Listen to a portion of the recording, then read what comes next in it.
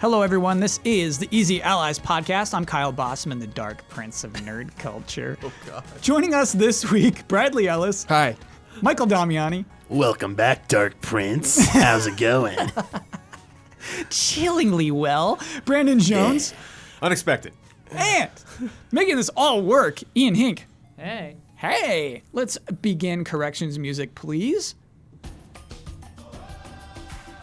Jones. Yeah. You gave me too much power. Okay. Blizzard's Weibo account, who posted the National Honor tweet, is controlled and ran by NetEase, not Blizzard.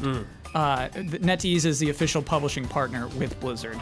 Cash rules everything around me apparently was first said by Sonic the Hedgehog, and it gets misattributed to the Wu-Tang a lot, apparently because of some VH1 thing in 2003. We have some updates. Blizzard made their statement. I was wondering, I was saying, like, at this time of recording, we have no statement from Blizzard. They changed their ruling. The ban that was once a 1-year ban for Blitzchung is now 6 months. The casters also have a 6-month ban, and then Blitzchung's money was given back. Mm-hmm. And then basically the statement said that this has nothing to do with China. These are just the rules that we play by. I believe they reiterated it, too. I think they said it twice. Yeah. Just to really jam that one home. They jammed that one home. Yeah. Listen to last week's podcast if you want us to go into that. I don't think anyone's opinion changed. Shall we move on? Yes. Yeah, exactly. I don't I do want to, as another part of the update, though, that I think is kind of interesting, is that there was an Overwatch event planned for the Nintendo store in New York. Yes. That store's Twitter account, Nintendo NYC, tweeted, "Please be aware that the previously announced Overwatch launch event scheduled for Wednesday, 10/16 at Nintendo NYC has been canceled by Blizzard. We apologize for any inconvenience this may cause." Straight up said Blizzard canceled it, not us. Yeah, they should say that. How long does this last? Did Blizzard say something? Is there like a blog post somewhere? I haven't or seen anything about they're that. just not showing up to that? Yeah. La-da-da. Yeah. How Sorry, long does this last? Sorry if that was inconvenient. I don't know. BlizzCon will be the real deciding factor on It that. will be, man. Yeah. I don't know. That's going to be an ugly, ugly event. We talked about the launcher, that Rockstar has a PC launcher. Red Dead Redemption 2 is coming to PC November 5th. What a week. What a week. And also, we finally have a release date for Google's Stadia. Yes. November 21st. Hell yeah. You can get in early. That's still early access, technically, November 21st. And it's only on a couple devices, right? Yes, it is only on PC, mobile, and televisions. If you want to use your controller wirelessly, you have to use it on the Google Ultra. If you want to use the Google Chrome controller on mobile, you must plug it in via USB-C to your phone. Okay. So it's on all mobile though, right? It's not just Android or iOS or something, or... You're right, it's probably... Oh man, is it just Google phones? I Is it assume just it'd Pixel be phones? Android Yeah. whatever. You know what, Brad? Like, they can correct me all they want. I just have no interest. Okay. Like, if you Fair. want... If you own a phone, if you own a smartphone, and you're like, man, can Stadia link to it? This is not the podcast to find out. You know what I mean? Just Google it. Go somewhere else for that information. Like, I don't want to supply you with that information. Better than overselling it, I think. Yeah. And correction music, please. Why was that a correction? That was an update. The state. Oh, That was all okay, part of okay. the updates. Oh, okay. And I guess Jones really, really wants to play that music. Yeah. I just wanted to see how long it would go before I had to loop it. Yep. Well, it That was a looped. good- yeah, it was a Loop good it. chunk of a Yeah, song. it was a good loop, Jones. Loop it. Okay, so we have some game announcements, which is my favorite way to start a podcast. But none of these excite me. Ooh. I think we have 5 game announcements we're about to plow through here. And they all bore me to tears. No. Well, it makes sense for you. Yes, so let's get into it. Riot, celebrating the 30th anniversary of League of Legends. Why are you 30 doing years this? of LOL, 30 man. 32nd. 32nd anniversary of League of Legends. That's right, they were in beta for 2 years. 10 years. Yeah. 10 year anniversary of League of Sparing Legends. your corrections for next week. We take that seriously. And as part of this event, they made multiple announcements, not just for the game and its anime, but other games coming eventually. We should start with the one that's the most tangible, Legends of Runeterra, because this is a free-to-play card game. There's two things that I think are interesting about this, Brad. I'll ask you if these are actually new things or if regular card games do all this stuff. Ask Jones, dude. He's played more card games than Sure. me. And Ian, too. I know you're playing Magic. All right. So the game is played. Just imagine Hearthstone board. You are imagining... I've seen the board, I think. Yeah, you're imagining the right thing. But the way it works is that there's a offensive turn and a defensive turn. So basically, one person's on offense per turn and one person's on defense per turn, and you swap between turns.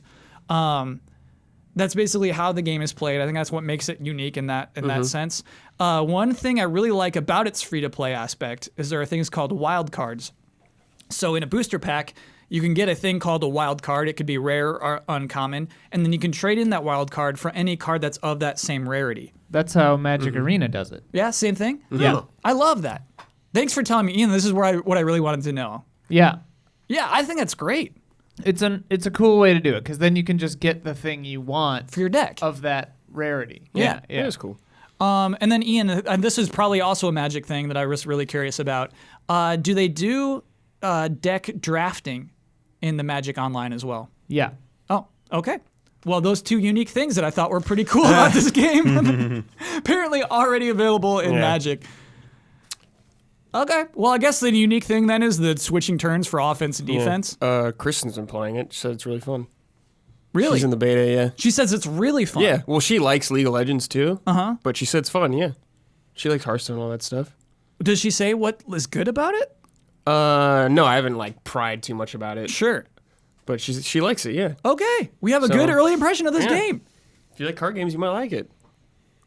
I don't, dude. I know. I just don't. I just don't. It's okay. It's okay. Free to play though. Anniversary event. Yeah. Brand new game. Free to play. So that's PC and mobile in 2020. So it'll be coming to those soon. And yeah, I mean that's a thing that exists. As Brad just said, it's in early access now. You can play that today if you get lucky enough to have access to it. But yeah, it'll be coming soon.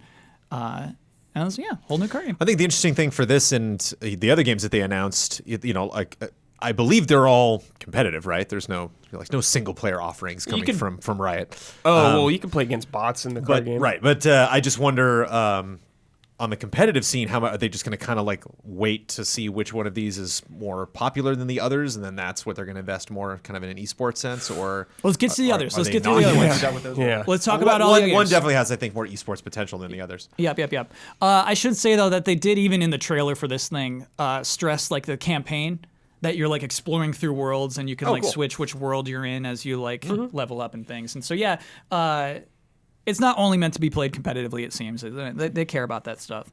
Okay, so we have some projects. Yeah. You know what, before we get to the projects, let me talk about this one, which I think is also pretty tangible and coming soon. League of Legends Wild Rift. It sounds like a theme park ride. Yeah, let's say. Wild Rift. Watch your head. Sounds like the minecart ride. The wildest rift in the wilderness. There you go, Ian. Yeah. This is a MOBA.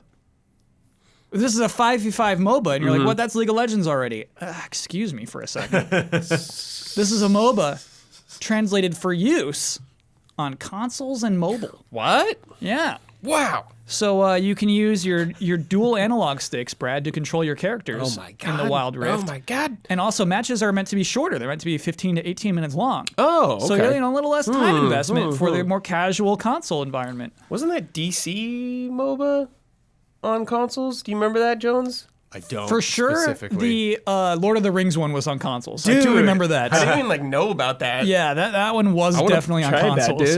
That, dude. Yeah, so it's a real attempt to make cool. a console MOBA. Cool. That'll be mobile in 2020 is all they're promising, so maybe consoles later, but I do believe they're making Mobile a true first, effort there. Pretty interesting, though. It's not a port. It is straight up its own unique MOBA. Yeah. And I guess that's what's kind of cool about it is how do we make money on consoles? The game that is successful on PC simply won't work on consoles, they admit, and so they're making... Yeah. League won't work on consoles very well. Yeah, so I think that's kind of cool compromise, I guess. Yeah, that is cool. I think a champion at Wild Rush will never have the notoriety of a champion of League of Legends proper. Yeah, unless they have some of the same champions, just different. Yeah. So I'm sorry. Like I mean, different abilities. I mean, esports player. Oh, You're sure. right, because Yeah. champion's an actual term in the game, Yeah. isn't it? Yeah. Yeah, So yeah. I mean, like, if you were the best in the world at Wild Rush, you're still worse than the best person at Probably. Yeah. regular League of Legends. Yeah, probably. And so there's that kind of. I think it'll have like a casual tint to it. Yeah, like on the esports front of that. Yeah. I'm thinking about that. Yeah. So maybe Jones, maybe we think about each of these as we announce them. Like, Sure. this I don't think will get a big esports push. I'm just happy that Riot Games is now actually Right, applicable. It's not Riot Game. Yeah. Well, here's the thing: we only have one game that's not League of Legends. Yeah. These are all League of Legends games. It's like more Cash in, more baby. more. Well, the Runeterra, or is that LoL characters? Yeah. Yeah, they all are. Yeah, Pretty Runeterra, much. I think, is the world of League of Legends. Got it. Yeah. Let's talk about Project A, the one game that is not Yeah. League of Legends. Project A is a first-person hero shooter. Oh yeah, I think it's more tactical than like specifically like Overwatch hero Sure. stuff. It's Yeah. like more like Yes. Counter Strike from Yeah, what it I looks saw. more like Counter-Strike. But what's posed is that still like each character has their own unique abilities. yeah, I but think I it's guess less stress on the ability. I think though this time. got it. More details to come in 2020. Yeah. So what do we see in the video for Project A? Some guy headshotting everybody and like rezzing someone. I was like, my God, that aim.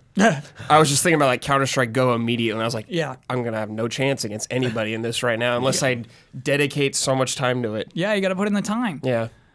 Ian, what do you think about watching that? Yeah, I mean, I think sort of like what you said. It's like they're just throwing everything at the wall and seeing what sticks, maybe? Yeah. This takes place in Future Earth. Of course. So Whoa. that's pretty cool. So much worse than current Earth. Yeah. Project L is the fighting game. They actually talked about this at Yeah. Evo, but this is the first time we got to see it. This is the game Seth Killian's been working on this whole Crazy, time dude. since they bought his studio. And very little of it is finished still. We got to see, I think, seconds of this fighting game, Project L. More details to come in 2020. What do you think about this, Damiani? That training stage looked like it was straight out of Street Street Fighter Fighter, yeah. 5. Yeah, I think I mean, everybody's been that's doing the grid yeah. since Street Fighter 4. Everybody's having a grid stage. Yeah, I it think looked, it's it fair. looked very familiar.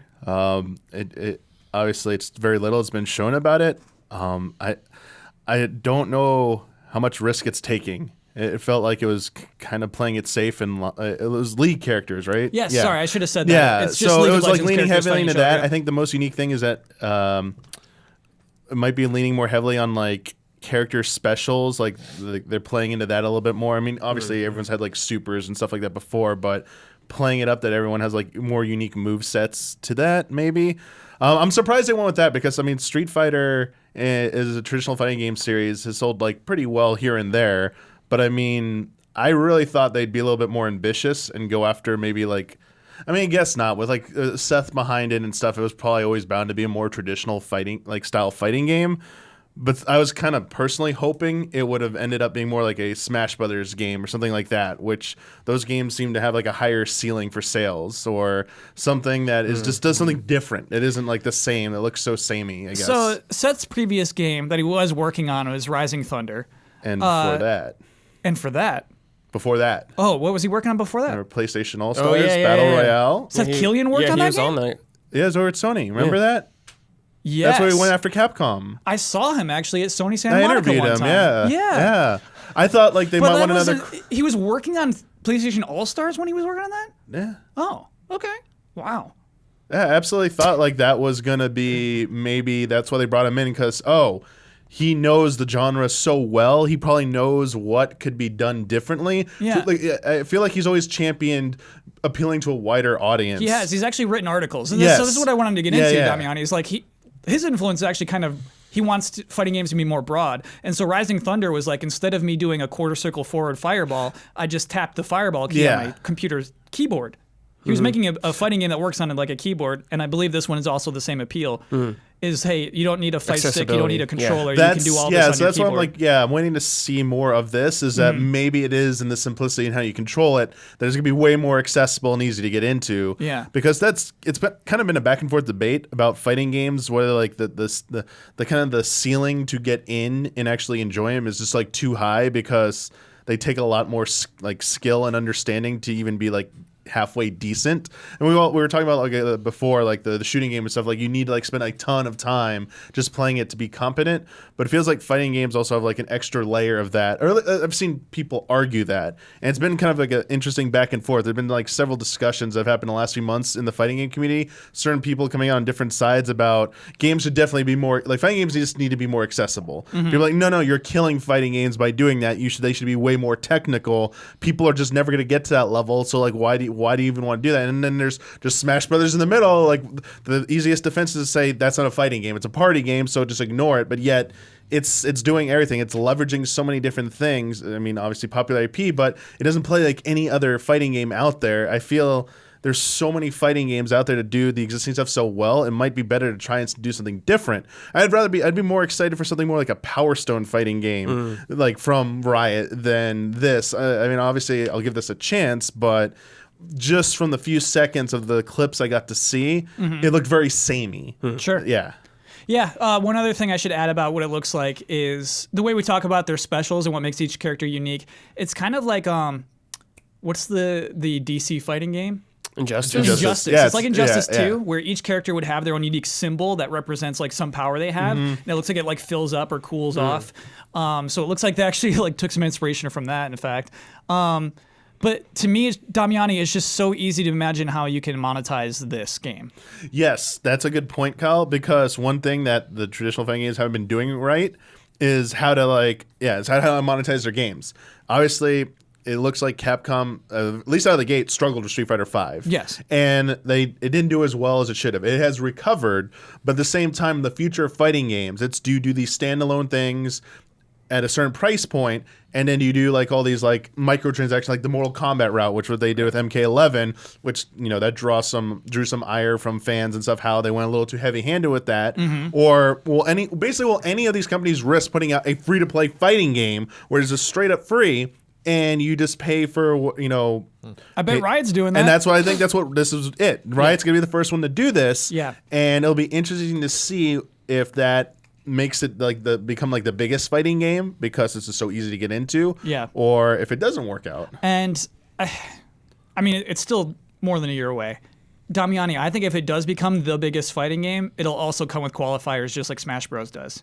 You know what I mean? Like, oh, sure, that LOL fighting game. People like excuse, like the FGC might it will be part of the FGC, but it'll be like an outlier where there'll be like a significant portion of people say it doesn't fall into the traditional mold of like 1v1, 2v2, like any of those types of games. It's like it's special brand of game. It's that's different. how I imagine it. Like obviously you could break a mold, but yeah, it's just hard for me to see that coming together. Is there another? Because FGC is just fighting game community, right? Yes. Is there another community in gaming that sounds like an organization like that like deals with like drug trading or like like the FDA? Okay, right. No. It's funny to me. You're right. The FGC is special in that way. Yeah, it's interesting. You should start the BGC, the Bloodborne gaming community. Yeah, the Souls, BGC, dude. BGC, yeah. Souls community. Yeah. Or there's like leagues and stuff like that, and the previous like Overwatch League, OWL, OWL. Yeah, but I mean, but that's like an official thing. Yeah, that fighting game community is like, so you're just talking about like a broad community term for that, right? Yeah. There might be, and it's eluding me if it is. I just think it's interesting. it is. I mean, the FGC is something still very special, I believe. How many of these were like rumored? How many of these were complete curveballs we knew nothing about? This next one, Jones, you ready for this? I am. Project F, the social game. Oh, dude, is this the manager one? No, we'll get to that one. That one I'm excited about. Some of these I don't know about. Jones, imagine exploring Runeterra with your friends. Okay. That's all we'll tell you for now. Yeah. More details to come. Oh, great. So is this like the MMO thing you were hoping it is? Maybe an MMO. Like to me, like that might be like a mobile, like Pokemon Go type game. Like it's hard to say what this will actually be. You know what I mean? It's anybody's guess. Have we long known that was the name of the world of League of Legends? Was that Runeterra? Yeah. So they see that name and Pretty sure it's apologies. the one I can't wait to explore that world. It's so iconic. And then finally, as Brad hinted at here, League of Legends Esports Manager is the title of a video game. Yeah, dude, I want to play this. Esports manager. You will play the manager of your own esports team. That's awesome. Yo. You can recruit players and things, and then there's one thing they really wanted to drive home is that there's a revenue share with the teams, and so like if you are picking these teams for these players from these teams for your team, they're making money off of that. Wait, what? In real life? In real life. Wait, Oh my what? God. Yeah. What? Huh? I mean, I guess I mean That's like rad. I don't know how the NFL does this, but like I assume the Arizona Cardinals make some money off of every Madden 20 purchase. You know what I mean? Like I assume that there's some sort of way that Oh. Lots of okay. hands So being royalties. Okay. Yeah, I like- thought- Licensing. I Wouldn't that thought just be something through the else. league though? Wouldn't they just pay the NFL and the like NFL a sorts that total. out? Yeah, I think the NFL probably does a total thing at the end of a given year, right? But yeah, I don't know why.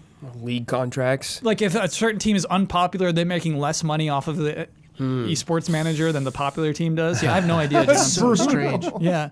They gotta have like bios in there and stuff. Like you gotta be able to like interview like esports pros and have them be like, no man, I'm not gonna go with you, and you're like, oh. But it's an FMV. And what's it's the same one you get, like? no man, I'm not gonna go with you, and you're like, oh again. I actually think it'd be more interesting because you have this whole lifestyle thing, right? Like where all of your players have to live in this house. Yeah. A gaming I thought house. this was like all virtual and stuff. I didn't realize it involving real. I think they should Yeah. have co-opted with What? The Sims and then brought this as DLC to Sims 4. Yeah, because Well, I mean, okay, can't we have can a get to house our full of broad esports questions pros. now. We can get to our like bigger, broader ones. this one I wanted the Alex Hunter mode. Yes. Like, I wanted like the story mode. Yeah, of course. You can't have that because we're talking about real life people. Yeah, that's what, I didn't get that. I was like, Yeah. oh, whoops. So I have 3 rude questions.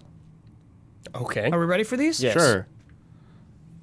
How valuable is League of Legends as an intellectual property? We're about to find out. I mean, it's like the biggest game on the Pretty- planet. It is the biggest game on the planet, Yeah. but I wouldn't put it in top 10 IPs. Not yet. You don't If know I'm trying yet. to sell t-shirts, dude, Dude, I would. Are you kidding me? For merchandising? Yeah, I think it's pretty dude. big. Wrong example. yeah. I Yeah. was going to say, I think it's pretty valuable. What do you I think I can make more money with Minecraft Do you shirts. remember when we went to Fanime a few years ago, doubt an it. anime convention, and more than half the cosplay there was League of Legends Yeah. cosplay? Do you remember going to Target and seeing a League of Legends shirt? Give it time, baby. Because That's they what don't I'm sell saying. it. They sell it themselves directly. They don't need Target, baby. Yeah, he bases everything on Target. Target. I'm gonna go to Target Let's go to- right after yeah. this podcast. What about Walmart? And I will Yes, take if we walk into a pictures. Walmart Alright, right show now, well, you. there would be So I'm at Walmart, right? I'm what David at Walmart chose to bring out yes. out of the supply and put on And I'm gonna sell the floor. more. I'm gonna sell more Mario shirts and Minecraft shirts than I am League of Legends shirts. For sure, I am. Dude, you're thinking. don't know about You're that. thinking Such a old time, dude. strange- Brick and mortar stores, dude. It's all online now, baby. Like, Yeah. let's. I'm a Hollywood, right? I'm a Hollywood producer, Yeah. Yeah. and I get to have any IP, video game IP I want. Oh, you want the League, baby? I don't want League. Yeah, you do. I don't think any of its characters are popular. Who am I putting on a poster? Jinx is wildly Jinx? popular. What? I'm putting. She's huge. So when we announce that this actor is playing Jinx, that's on the front page. People would be excited, I think. Dude, like, I went to a few friends of mine work at Riot, and I went with them to the championship, whatever. I can't remember if there's another name for it. But, like, a few years back, it filled the Staples Center, dude. Filled. Did it fill it or fill half the Staples Center? Filled. All the way around. I think. I don't know the They- numbers offhand, but it was a lot of people. They made a cool music video for just this. I was thinking about that. I was Do you thinking remember about the how, like, music Yeah. viral that It's is? so good. Yeah. The It's music, so music good. video is huge, and I think like speaks to the IP. What are they called? KDA. KDA? Yes. Like all their skin trailers they make and stuff with all those collaborations with like famous studios That's the and thing people. is, I don't think it penetrates. Do you know what I mean? I think League of Legends does is it have popular, like to? CBS is popular. Like if I'm CBS in is the control most of that popular. IP, That's what I mean. With like the right that's the thing is like our audience is so niche, like our interests are just so niche. Yeah. Well, the camera white balance. That we don't overlap with this, but like most of the world overlap like is this. Kyle, think about it, like overseas, dude. Yeah, dude. League of Legends just popping off forever. That America's a small share for League of Legends. So Very small. I get League of Legends is a popular video game, right? I'm talking about intellectual property. I'm talking about like how it exists outside of the video game. And like there's no action figures. I think it's very popular for having one game so far. yeah. One. Yeah. But they didn't announce a bunch of new action figures or T-shirts today. They're making other games. So like, what's your Minecraft. point, Kyle? Minecraft. Let's move on to number 2. Minecraft. Like, think of how many Minecraft toys there are. Yeah, because they're just like introducing HD packs. And obviously there are action figures for League of Legends. Please don't bother. But I'm like, compare it to Minecraft. Yeah, well, compare it to like Block Boys. What's the other one called? Blockuses? Right. I just think there's a different. The way I understand those audiences is that you have the kids asking their parents for the Minecraft shirt, but then they get older and go out and buy their own League stuff. So like again, they're shopping online. That's my second question. They're buying straight from the store. They're second rude question. They're opening up the player and the ad pops up. It's like, hey, we got new shirts. Like, oh, I'm buying it straight there. I'm not like gonna go to Walmart. League of Legends for all my LOL merch. Is this stuff for kids? League? Yeah, of course. It's not like as for kids as Minecraft. I think League has like a wide age range. I watched that trailer. But what do you mean by kids? I watched that character like... reveal trailer, and I'm like, this thing is for 12-year-olds. Have you seen like a lot of video game stuff, dude? I know. Yeah, the new Gears 5 trailer is for 12-year-olds. Yeah, I know, dude. It's absurd. Dude, all this stuff has always been aimed at 12-year-olds. I think League of Legends might skew younger. I just get the impression that like they don't try for maturity with this game at all. It's kind of like Fortnite. Yeah, there's not like a there's not something that's guiding like all of the art in one particular direction. There definitely is a style, like everything else. Like a comic book would have a style, or a TV show would have a style. But I think they tried to keep it as broad as possible. A broadness that I wish something like Warcraft wishes it has, where they can really think outside the box. The thing is, I think Warcraft has a distinct style that League of Legends lacks. What is the style of League of Legends? Yeah, they're also stuck with that style. You're right. Yes. Whereas I think League can really has a lot of freedom with even just not doing humans, having like robots, weird aliens and stuff like that. You wouldn't be like, wait, that doesn't belong in League. You're just like, oh, weird guy, get in here. I'll check him out. I'm waiting. Guy. Put him on a movie poster. It's a popular IP. I'm waiting for the Sell point, that T-shirt with weird guy on it. If I'm the head of League, I'm laughing at everything you're saying, Kyle. You're literally like, put on movie posters. Like, why would I? I got the #1 game in the world. Why do I need any of these things that somehow have a tremendous amount of value to you? Why do I, whether the T-shirt thing is true or not? Like, why? That is interesting, I think. Yeah, because it's great. I got my own. Indisputably making a lot of money, right? Yes. And I think that's one of the other things that Riot seems to me to be playing their own game, whereas Minecraft does have to play that T-shirt game. They do have to make action figures. Same with Plants vs. Zombies. It's like they want to try to push that in as many directions as possible, whereas Riot's like, we have our audience right where we want them. We have the people playing our game. They're also engaging with us, buying the merch through us and everything. To me, that would be a cleaner example of that. To me, that would be something to be proud of if I had built that from the ground up, as opposed to like, no, clearly if we, Angry Birds has a movie, we failed. I don't know if that would be my mindset. It's fair. Hey, it's fair, especially after the performance of those movies. Yeah, I get that. Yeah, it's also interesting because like what's this thing about like traditional merchandise stuff? I don't know if you factor in the value of an IP by like how much it does in generating like ad sales and like revenue that way through like its official like esports leagues and stuff like that. Like having advertisers buy into teams and stuff like that's a huge component too. True. Like that makes it very valuable as well. Like jersey merch and like we're thinking it's like game related merch, but it could be like player related merch. Like I'm gonna go buy like this brand of like keyboard or whatever, like a Razer keyboard or whatever, something like that, because the power of the play, it's personal, it's player power, but they're also part of the brand as well because they're in League. So Ian, we'll get to that point immediately after that. But I think Damiani, that's like a connecting thing. That is part of the mystery that is here to me. Is I don't think Jinx is that popular. You can say like look at all this Jinx fan art, look at all these Jinx T-shirts, they sell like crazy. She's not. You know what I mean? Like she's not popular like Fortnite is popular. But I think the game, the sport, the esport is popular. And I think that is the strength of the IP really, is more than the characters, more than the actual intellectual property is like, you're right. This esport's huge. I've played League twice, Kyle, when it first came out, and I know who Jinx is. And I knew she was from League.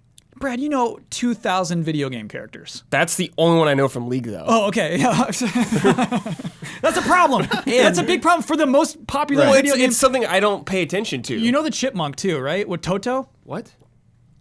there's a chipmunk. There is a little guy. Yeah. No, I don't. I know. know. It's like it's absurd we don't know that guy's name. Ian, what is the demographic for League of Legends? Cursory glance looks Yep. like mid-teens to early 20s. Yeah. And Minecraft, I think Jones was kind of right. Minecraft is a little younger than that, but then some websites, PCGamesN.com says the average age of Minecraft players is 24, so I don't know. But I think it is at yeah. this point. I think people now grew probably up and it keep is. playing it. Yeah. But yeah, I mean, it looks like, young mid-20s down is lol.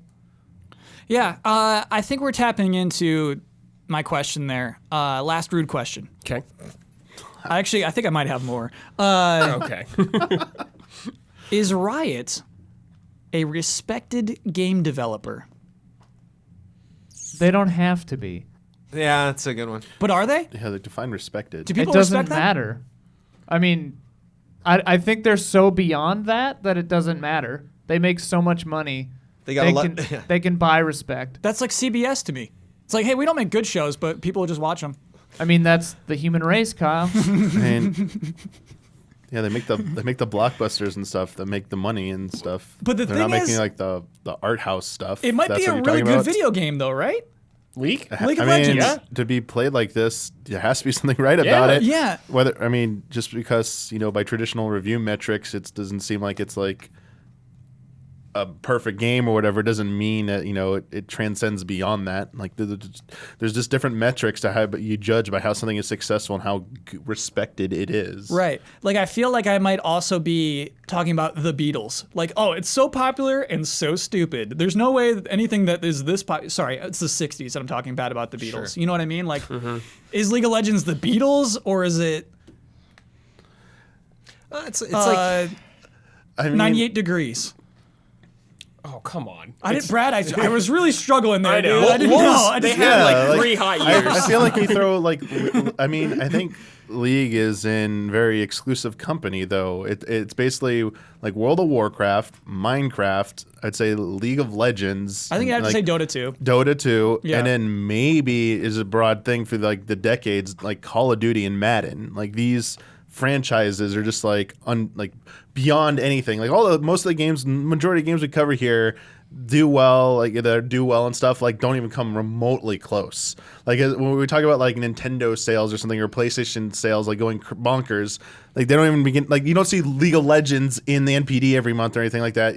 We see Minecraft. We saw Minecraft forever, but like. These are like that's what I was saying like earlier about like the metrics, like they're it's a whole different system, like it doesn't fit into the old model and stuff like that. Yeah, because like, so let's interview the entire planet. More people know who Lara Croft is. Then Probably, what? Any League of Legends character. But they know League of Legends more than Lara Croft. Timo, got it. Erase your comment. It's Did I Timo. not say Yeah. Timo earlier? I think that wouldn't be true outside of the United States and Europe. League of Legends. You think so? Lara Croft? I think people in Asia Maybe. would be more familiar with League of Legends With than Lara Timo? Croft. Maybe. Probably. I think Maybe. Ian's I don't right. know. I don't know. Yeah, I'm curious. League of Legends, according to an article I just pulled up, Sure. made Riot $1.6 billion in 2015. So that was Yeah. years ago. Yeah. And they're making bees. Like, these other games are happy if they sell like a couple million, millions of copies. Yeah.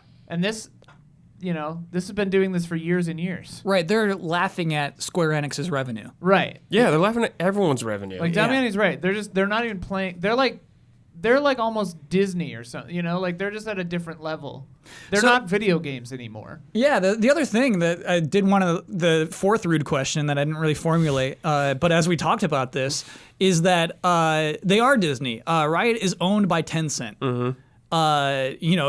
The huge Chinese corporation. And so I wonder. Yeah, I wonder. So basically, a lot of games are developed to make money, and when a game is free to play, this is my perception. I say, oh, you're designed to make money, and like. Obviously, every game is designed to make money, but like The Last Guardian isn't. You know what I mean? Sure. Like, it is not as much, right? Shenmue 3, not a big get there. Exactly. On a broad scale. It's not designed to hook you and grasp your wallet. And that's really the difference to me, right? Like some games are designed to manipulate you to be fun, right? And that's still kind of scummy in some ways. But when it's designed to manipulate you to spend more additional money, that's when it sets me off. Riot seems to be designed to make bees, right? Yes. As in billions? Yeah, that's what you said, right? Yeah. It's designed to make bees. It's like, and so I feel like Riot's like if Fortnite was the first thing Epic ever made. Right. Yeah. Epic has handled that success a lot differently than Riot has, because they were like, oh wait, we know what to do now. We're not just gonna kind of turtle up and then show up 10 years later with a bunch of other weird games, which is why that was kind of my big curious announcement. And I'm still digging through all of your comments, Kyle, to try to find the point of like why you seem like very critical of Riot. That like, why should I care about any of these games? And it's just like, if they're laughing all the way to the bank, like what they won.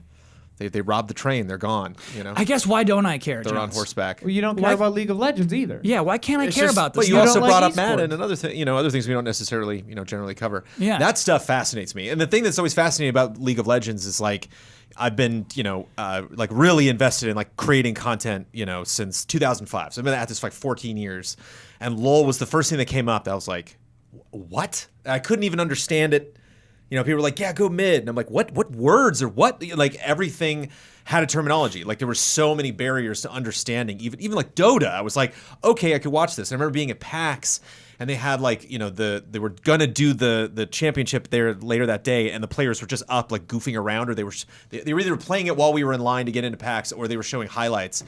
And like I was just watching the gameplay, and then everyone around me would start screaming, and my eyes were on the screen when it happened, and I'm like, I have no idea what they're talking. I don't even know what just happened. Like it could have been that guy, could have been that guy, and it's like the characters I have to get to know, the ability that they used I didn't know, the players that were probably playing, the fact that player picked that thing. So it's like, it's strategy, it's a little bit of Madden fighting games. Like there's so much to learn that I think once you get in that world, like even if you stop playing the game, like it's still a memory that you have. You still have favorite characters. For me, like League of Legends was the first time.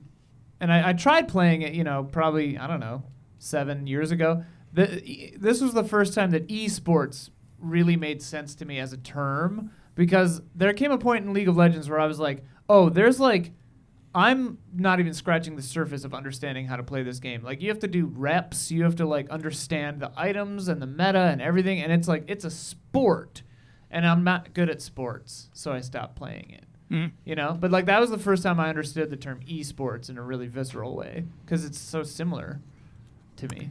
I think a thing that really skewed my entire perception of League of Legends was back at Game Trailers, we covered the World Tournament that was held at Staples Stadium, in which they filled up half the stadium. Yeah. But before that event, there was like a press event with the presidents of Riot at the time. And just the way they spoke, Jones, you're right. They're laughing their faces off. Those guys especially, are very cocky dudes. Just like, hey, we're losing money here. We lose money through esports, but it gets more people to play our game. Yeah. And it's just like the idea that, Ian, that this entire half stadium was fabricated, right? They're losing money to do this, to fill this thing up. Yeah. Eat it, Kyle. They sold out Staples Center in an hour. That doesn't mean they filled every seat. What? Well, it doesn't mean they filled every seat. What does that mean? It means they sold out available tickets. Kyle, there has to be room. Don't just show me a headline. Still eat it, please. Yeah, tell me how many tickets they sold. Kyle, it's like you're playing Monopoly with someone, okay? And they just put 12 hotels down. Yeah. And you lost the game. Yeah. And you're like, yeah, but those hotels were okay. It's like, it doesn't matter. It's like you lost. No. Jones, it's like saying, I sold out a stadium and I lost a bunch of money. You know what I mean? It's like you're selling those tickets for less than they're worth and less than it cost you to run this event. Yeah, but it's just like Netflix. Like they lost money in creating that tidal wave of content that they've been busting out for the last 4 or 5 years. Yeah. When like some I think cool Netflix exclusive is unsustainable too, man. I think like that's unsustainable. Art is unsustainable, Kyle. Yes, what fascinates me from a corporate perspective is when Sure. you see people, when you see Epic just press Fortnite so hard, when you see Netflix just spend, ungodly amounts of money Yeah. on creating this amount of stuff is because it's that risk. It's because it's when you see like Apple making another iPhone, like rolling that dice. Like I love that stuff because it's.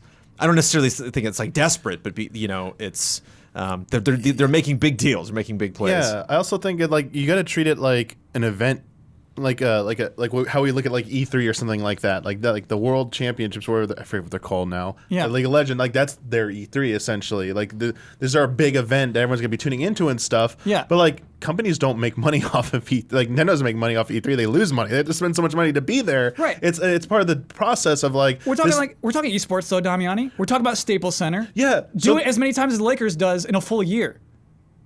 Like there's your relevance. But like one night a year they do it. They fill the stadium like one night. It's like what compared to the Lakers? But I think it's different. Like their point there is not that the event is not there to make money through like the sales. That's like the primary goal. Like yes. a concert's meant to do that. Sports leagues that like have repetitive games, they are meant to maximize money on that stuff like that. Yes. I think it is there because it's part of the. It's like as you said, it's marketing for the game, but also it's to get people to like companies interested, like advertisers, people to do deals, like how big because the league does need to grow and like needs to attract people like advertisers and needs to attract partners. Mm-hmm. And when they see they're holding it at the Staples Center, they sold out. Yeah. Like, they're gonna Kyle, like they're not gonna be. No one's gonna check the fine print and be like, oh, half the stadium. They're just gonna see the headlines of all those big media outlets saying it's sold out the Staples Center. Yeah. Be like, dude, a video game tournament sold out a major arena where like the Lakers play. Like, so come on, like it's huge. I think the final event had 20,000 people, and a thing I saw said 15,000 are usually in attendance at a Lakers game.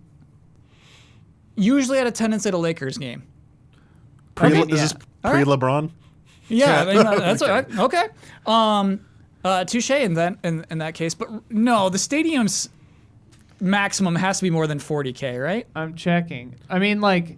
The point is, though, if it sold out 20,000 in an hour, it would have filled the stadium. Sure, that's a fair point. One night a year, and so like I think it could do it monthly. Could it do it 3 nights a week?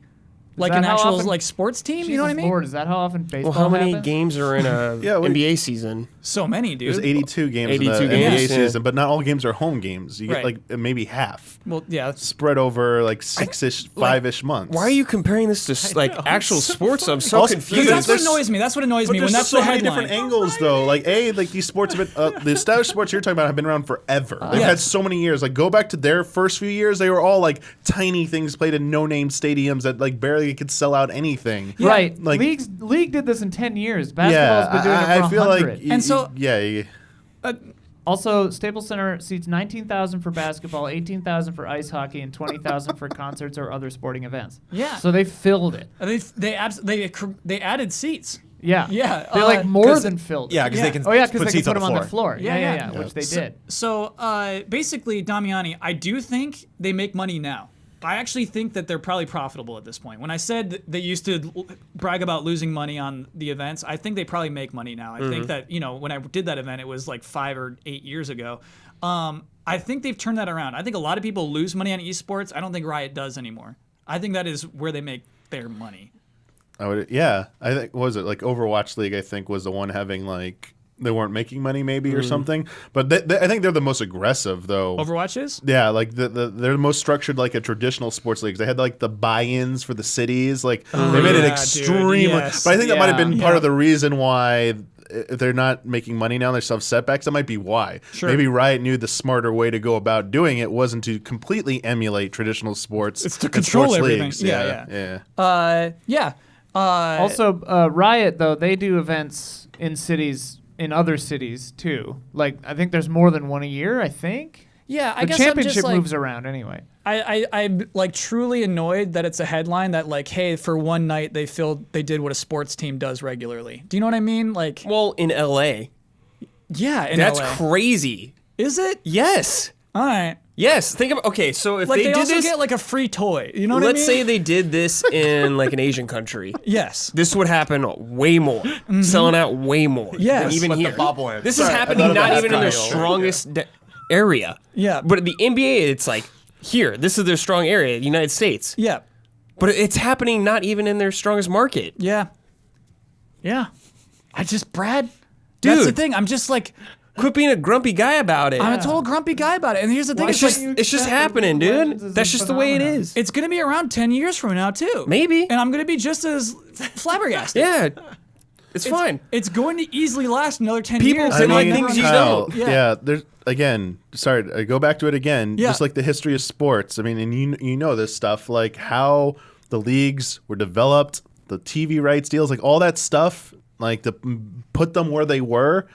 The history they went through, like times are also different back then. Like how like to get access to all that stuff. Like they've had almost like baseball's had like what it's like 100 years plus of like plus development. 100, yes. Yeah, of development, and saying like NBA is like, I mean basketball has, but like the NBA has been around forever, and NFL thinks like the youngest of the leagues, I feel. But still, how they grew those empires through like the deals they made and stuff, especially like TV rights, it was very.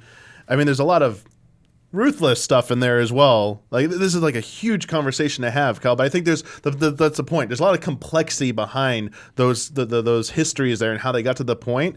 And I would never dare to try and compare traditional established, especially American sports leagues, to any of the esports leagues or esports at all. Like that's like it's such like a vast gap to cross there and stuff, but they're crying for it. They want to fill up those sports stadiums. Yeah, they're starting, but like they're in their infancy in that. Like it's such a weird thing to compare to like something like baseball or they're that's using been the word forever. sport. They might have baseball beat. Honestly. Yeah, but look, they I might, mean, honestly. Yeah, I don't know about that, but like maybe like worldwide, actually, probably, possibly.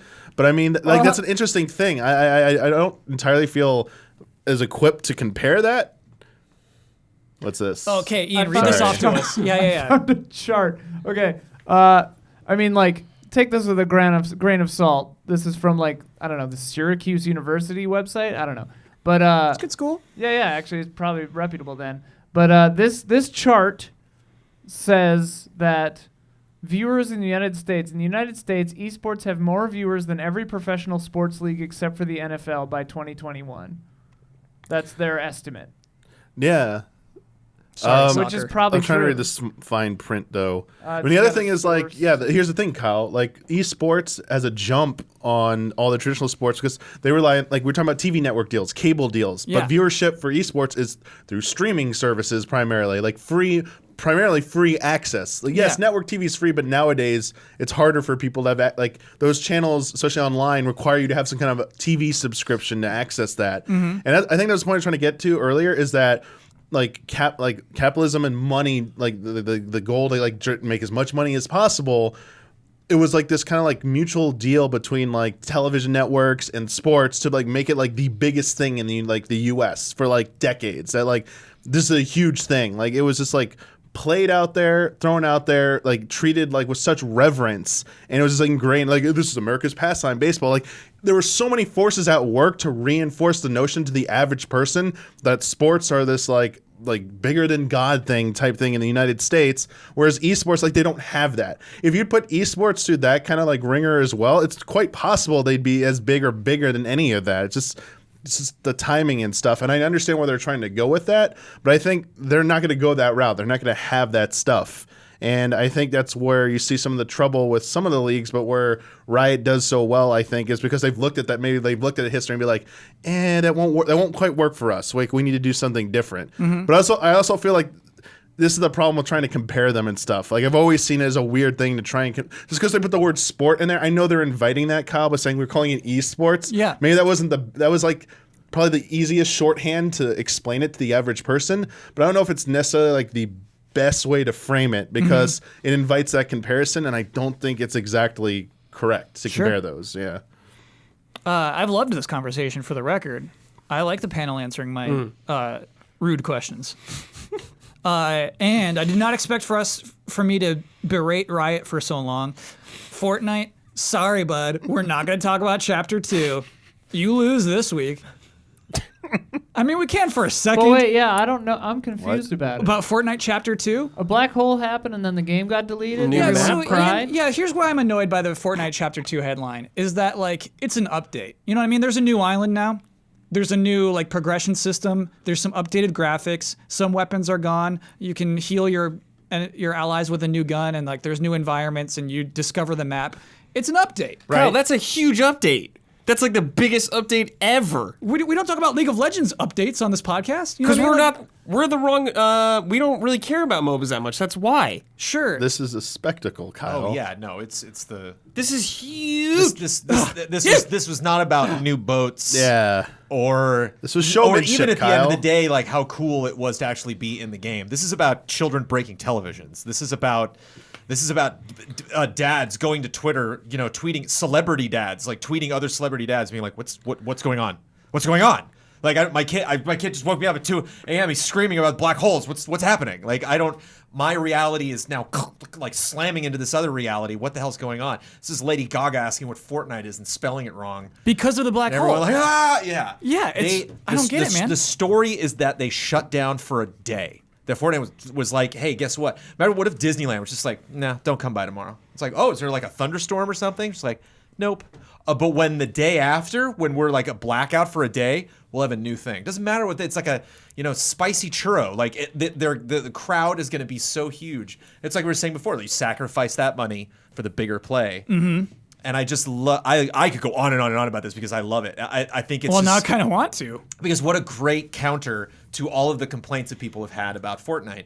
Even if Fortnite had done absolutely everything right and just had the absolute just most genius marketing minds behind it and the best developers in the entire world, people were going to get sick of it. It wasn't going to get those numbers for that amount of time.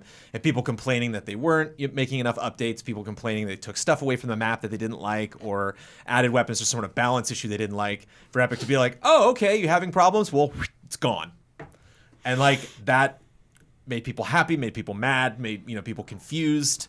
People thought it was fake, even though they called it like the end in caps. They even had a thing that said uninstall the game. Thanks for all the support. None of that was conclusive messaging that stated as a fact that the game was going away. But it's still like, Wait, they said uninstall the game? if you booted up Fortnite, it said thank you so much for your support through the years.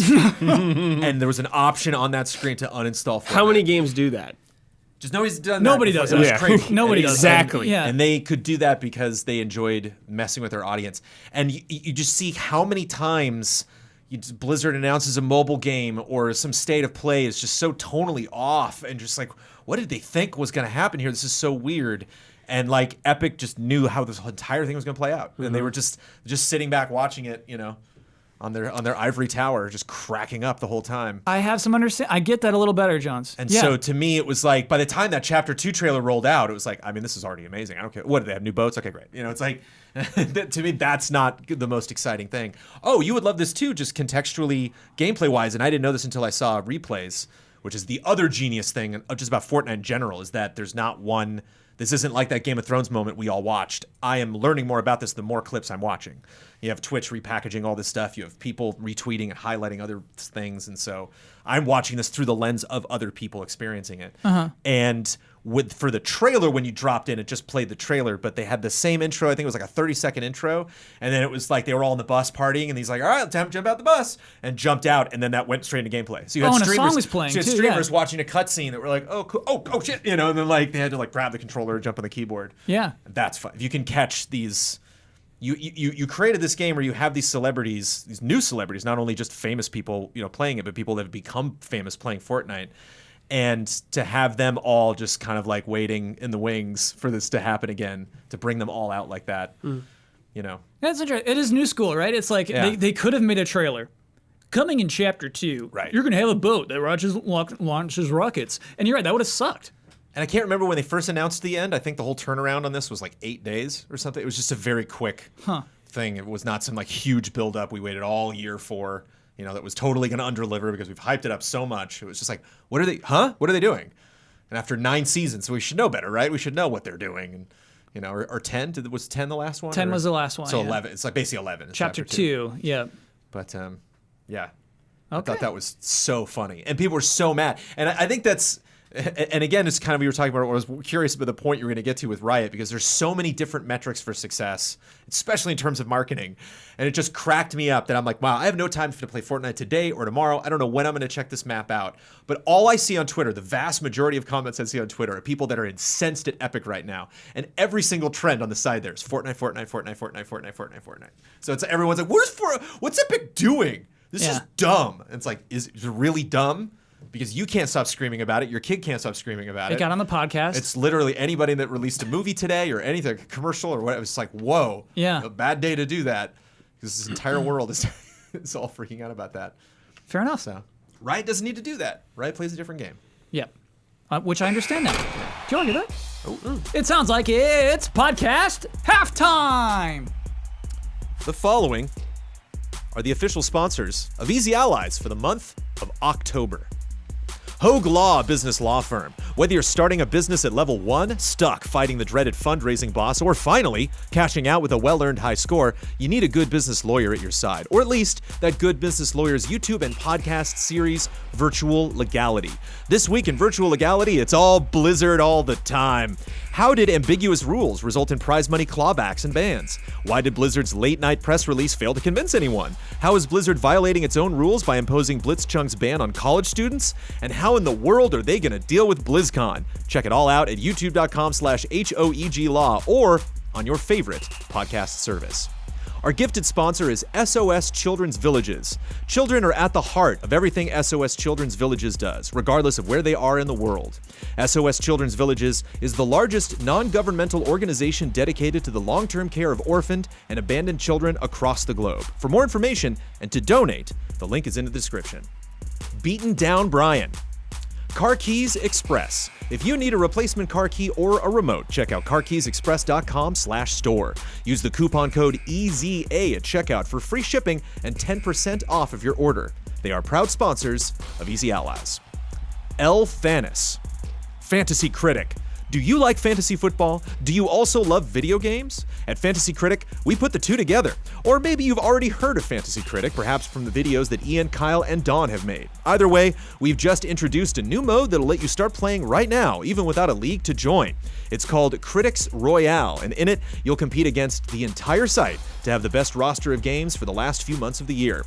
Go to fantasycritic.games now and sign up to check it out. And our mega sponsor, ViewSonic. Ever wonder what a gaming monitor from Tron might look like? How about the most Star Trek monitor ever? The new XG27 series from ViewSonic Elite has finally dropped and looks fantastic. Featuring innovative nano IPS technology, a 1 millisecond response time, and 165 Hz refresh rate, your monitor of the future has finally arrived. Visit viewsonic.com/elite to learn more, and for giveaways and updates, follow at ViewSonic Gaming on Instagram and Twitter. All of these links are available in the description. Thank you to our sponsors. You know what verb I liked? Clawback. Clawback. That's a good verb. Another thing that Fantasy Critic added that I like a lot is like it has like a smarter prediction of what the scores will be. For like what it predicts an average for the Metascore will be, or sorry, the Open Critic score, and so it's like I disagree with it. It adds like another little element of like no, dude, because it used to be 15 for everything flat. It's like no. Whoa. It's fun. Okay, we're about to play the You're NPDs. still losing, though. Sorry, Huh? I'm still losing. I didn't say anything. Don has 2 open spaces. I'm seeing a lot of pressure for Don to pick up 2 teams. Don definitely has 2 open spaces, yeah. And every single one of his games is either out or will not release. Yeah, he's running out of time. Yeah, and like most of my games aren't even out yet. Yep. Which is crazy. Like, some of them probably aren't going to come out, but yeah. Okay. The NPDs launched shortly before the podcast started recording. I didn't get a lot of chance to really digest this stuff, but we're playing the NPDs, right? This is where we talk about games that are mostly irrelevant. They don't make Bs, but it's kind of just cute to track how they do. We had a lot of new releases in September. Oh, okay. What I'm doing right now is I'm putting down a list of games that launched in September for our panel to put in order of how they ranked on the September NPDs. A lot of these. Oh. Yes, there are a ton. Actually, I'm just going to plot these goodness. out. I'm going to name them out, and then it'll be up to the panel, and you have to announce anytime you move a game. Oh, man. Okay. So here's our September People launches. are playing Battle for Neighborville right now. Yes. Man. All right. All right. So the I closed that window. I'll have to pull it up again. But anyway, what we have so far for the September releases for the US: NBA 2K20, Gears 5, Code Vein, Yeah. FIFA 20, Link's Awakening, Cracking the knuckles. Damiani's Damiani's Damiani ready. is ready to go. Those are his knuckles. Brad, let's cracking. just watch Damiani. Yeah, do it. that's what I was gonna do. Another thing No. listeners missed is Jones's grin throughout the entire talking about how much he loved the black hole. Like that is something you do miss visually. Is Yeah. Jones was smiling ear to ear. You truly love that black hole. Well, the black hole had a great will they or won't they to it. Did it crash? Is this gonna be a thing?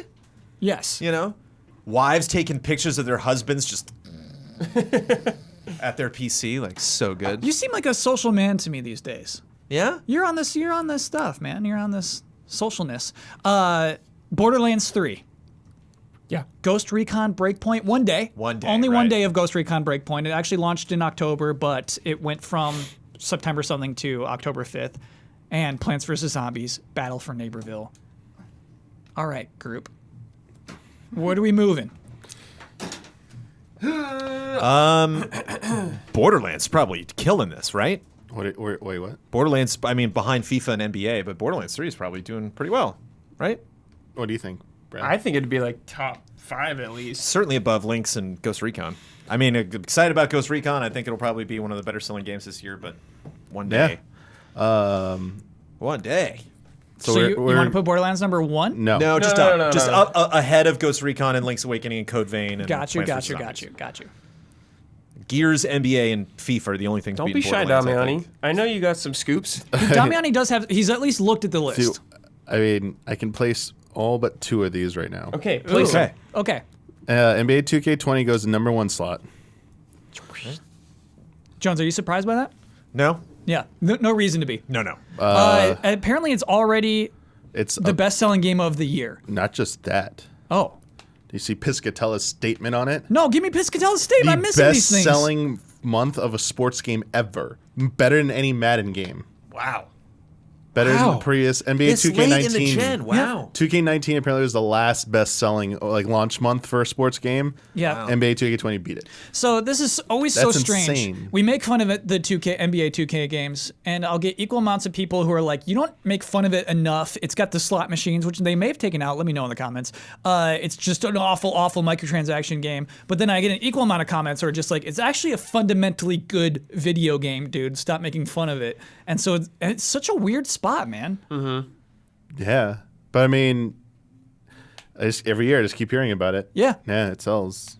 And it became already the number 1 or 2, would you say, best-selling game of the year? Of the year. Already on 1 month, this became the best-selling game of the year.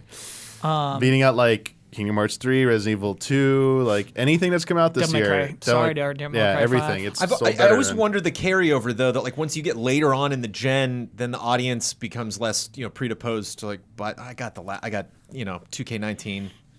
Do I really need 2K20? But I don't know. I mean, just as somebody who does not buy sports games at all, it's always been a curiosity of mine. More people have the console now.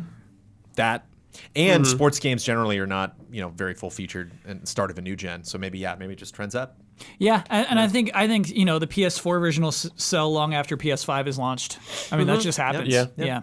Yeah. I think the NBA is a really interesting league too. I think you want to buy that game every year. Why? Yeah, no comment. I don't have no idea. What do you mean? Because you want Yeah, what do you Anthony mean? Davis on the Lakers. Oh, the updates. Oh. You know what I mean? I see. Wait, just wouldn't any sports game be like that The then? game that we always say a simple DLC update would fix all of this every year, but Yes. they're no, we don't do that. Yeah, Brad. For some reason, I just think in the NBA where you see everyone's faces more, I just feel like one Sure. player has a you bigger. can connect with them more. Yeah, I feel like one player means more to an NBA team. I see. They than always one sell does to the an big NFL things team. they do, Kyle. Right? Is these sports games they sell the player ratings and stuff. Each year we look back at your past year and do it through our computer and algorithms and here's your rating and stuff. And Yeah. they make it a big deal. The real players comment on it. I'm too low. Obviously, I'm a 92 this year? Yeah, Come on. come Yeah. on. What's Yeah. up? Yeah, stuff like that. FIFA behind NBA. I mean, come on. No. No. Oh. Come on, now. dude. Gears 5. No. No. Oh, then Borderlands. Yeah. Yes, I'm it is thinking Borderlands Borderlands. number There 2. you go. Borderlands Yeah, number got it. Oh, okay. Yeah, got So it. you're FIFA right to then want to Gears? rank that high. Sorry? Then FIFA, then Gears. I would say FIFA then, FIFA's for Yeah, sure. I want to Yeah. talk a bit about Stop. Borderlands though, because Stop we there. asked I asked if With Borderlands is going to be huge. Yeah. Yeah. Is Borderlands huge at number 2? Apparently it Yeah. did huge. Yeah. Behind the best selling game of the year and the best month of a sports any sports game ever, that's What more do you ask for? What game was gonna like beat that? That's not a. I don't know. If Well, I how owned, far behind was if it? I owned Take-Two stock, I'm selling it. I'm Are you not, sure? I'm not 'Cause happy. I thought. You would have sold it a I long thought. time ago. I mean, I think it was the quote was Pistola re-quoting Gearbox's statement, Yes. saying that it was the best launch month for a Borderlands game. Ever? It was second. Yeah. It was second or first. I It was forget. like they were. The Gearbox's statement was so weird. Yeah, man. it was worded a little strangely. like that. It like they already had more consecutive players than they did over all of Borderlands 2, but like not total players. They said like consecutive players. It was like such a weird. It was like a rush to make a statement. Yeah. They were Yeah. literally waiting for that ticker tape to come in, and then they just ran straight to Twitter. Yeah, and so I understand can't that. gauge it. I do think like what was it? Mafia 3 also was just like, hey, this was the best selling. Like, we just had a crazy huge launch. It's just like, and then just like we're shutting down the studio. It was a failure, and so I kind of like wonder exactly how big of a deal Borderlands 3 is. But it felt like the commentary from Piscatella sounded like good. Damiani, When I read it, it made Thank it. you. It made I'm it. so glad you can check this stuff out. I before think the so. podcast. Unless I read it wrong, I Sure. thought it seemed like but beyond that statement, yeah, it did really well, and like it Yeah. looks to be doing well. This article says it's like the fastest selling game in 2K's history. Also, interesting thing to put it in perspective with our League of Legends conversation. Yeah. This is from Eurogamer. The Borderlands franchise has now generated over $1 billion in sales, becoming only the second 2K franchise to do so. But that's the entire franchise. Yeah, but Yeah. Kyle said when they don't pull bees. right. So it's like Well, Zelda's got bees. it takes an taken entire 10 franchise. years. Yeah, It's and, taken Ghost 10 years to Recon's get their got beat. and League of Legends Hit that does B it mark. Yeah. every year over and Capital over B. again. Yeah. That's one B, game. baby. Staring with a capital B. Yeah, Ian, I think that perspective is so important. It's so weird. You know, like Over years? we do this podcast because we love video games, right? And like That's crazy. the games that we're passionate That's about. 2019, man. Jones, we'll get there. We'll get there. It's just I understand you really don't want to talk about League of Legends and the bees that it makes, but like it is just like so uninteresting from the standpoint of this podcast. You know what I mean? Do you get what I mean? No, because it's even more interesting. Why are we talking about it every week then? You know what I mean? Like 'Cause why we are we don't talking about play. the characters? That's they're why adding? it's interesting. Don't yeah. you get it? No. That they're flying under the radar. That's the thing. Yes. The plane is in the air, but the radar can't get it. I think because they're in it's outer space, man. It's low and it's high enough that it can go over the mountains, but Yes. it's low enough that it's just not. Because that's the thing. It's like I think you, we're you, flying you, under you say that it should Yeah, be on this world exactly. stage. We You should are. be playing ball and being determined successful by all of these other metrics. But those metrics are also really dangerous because you spend too much money in those markets you don't belong in. Yeah. And it's not working out for you. I And, think that's what happens to a the lot of thing. esports, That's yeah. also like Fortnite's taking a lot. They filled up stadiums a lot quicker than League of Legends did. But I just think League of Legends is in a weird way playing it safe because they find a need for their community and they fulfill that need directly, and then they just move on to the next thing. Mm-hmm. Like they only introduce something unless it is completely calculated to help the product, to grow the business. So FIFA 20. boy, does that work. FIFA 20 at number 3. I think is actually kind of interesting because that graph that Ian showed us earlier was that Major League Soccer was the least most popular sport in the U.S. Mm-hmm. And I think actually like golf wasn't on that, but team sport.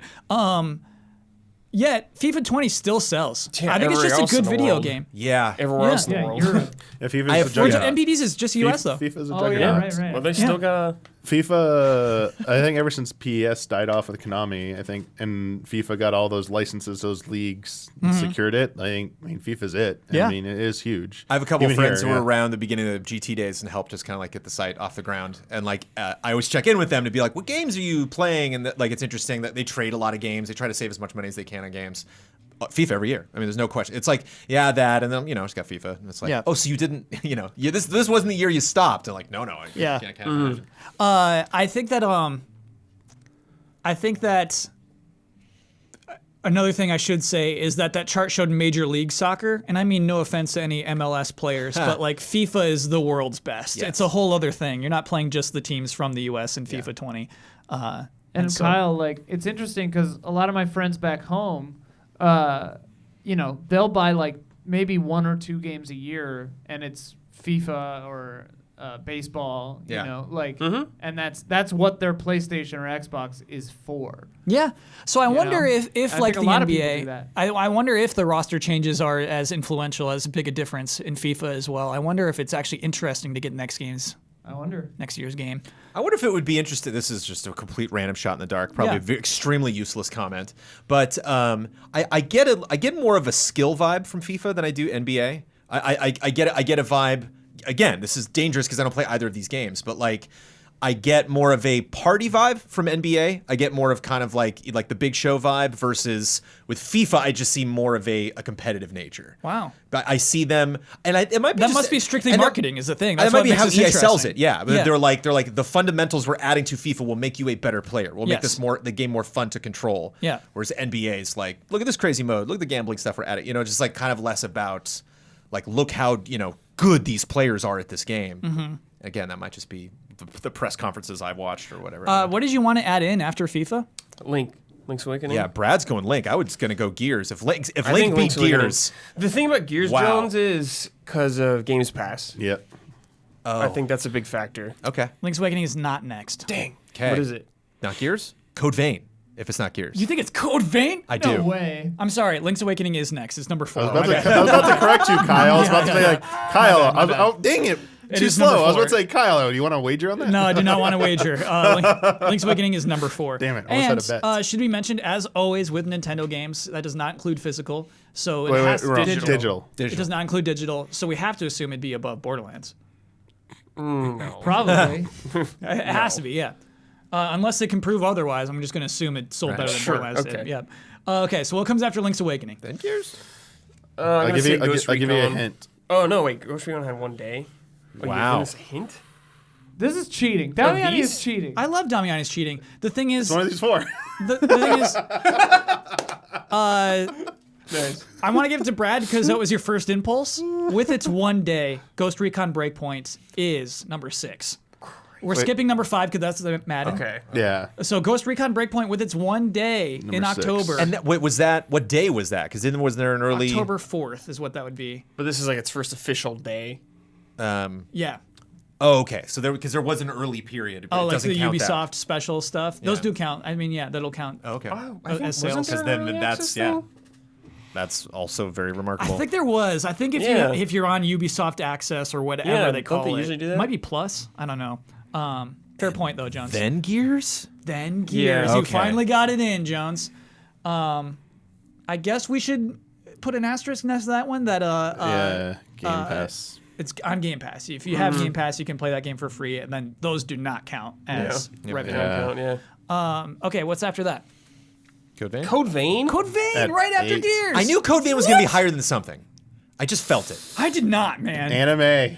Never bet against it. Anime. This is Top top 10? Yeah. I am shocked. Anime. Yes. As someone who reviewed Code Vein, I am shocked. Yes. I like Code Vein, but what? Plants vs Zombies was number 17. Yeah, I it mean, was way, like way down way, there. way but down there. still, I didn't even know this was out. It's not really. I didn't know yeah. either. They'll grow that. That's fine. Yeah. they're- It's like early access is out, Brad, and you can pay like $20 instead of $30 when it finally releases. One of those types of things. I'm good. Yep. Ghost Recon, I think, needs to have a bigger launch than PvZ Yes. with a new thing. I think I wonder where Ghost Recon will be next month. It'll obviously sell well. yeah. But the backlash on that game's been so huge. I don't know if that. I think it's kind of bulletproof. I don't know if that's really going to affect it that much. Okay. Yeah, it'll be interesting. It'll be an Yeah. actual like interesting thing to check in. sure.